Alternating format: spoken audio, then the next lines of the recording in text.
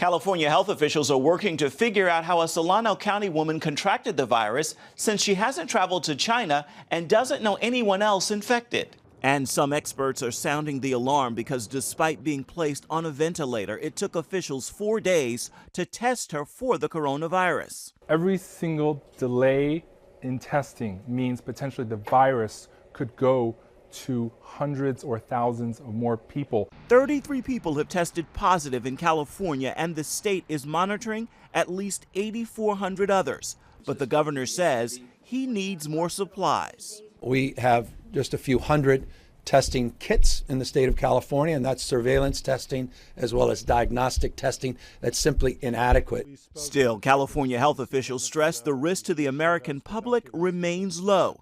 The president is seeking $2.5 billion from Congress to prevent and battle the virus. We're coming close to a bipartisan agreement, and the Congress says how we can go forward. This comes as the vice president begins his effort to contain the virus. In the days ahead, we're going to make sure that the full resources of the federal government continue to be brought to bear in confronting the coronavirus here at home. As concerns rise, now a whistleblower at the Department of Health and Human Services says federal health employees who process Americans evacuated from virus hotspots didn't have proper medical training or protective gear.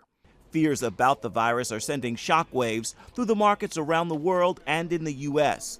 The Dow Jones suffering its worst days since the 2008 financial crisis, down nearly 1,200 points Thursday, amid warnings from top Wall Street firms about the impact of the virus on businesses and earnings.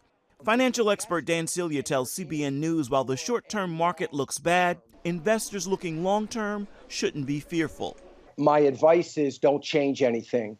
Please, please do not get caught up in the fear of what might happen, or for that matter, the fear of what is happening to your portfolios, your investments, your 401ks, your IRAs.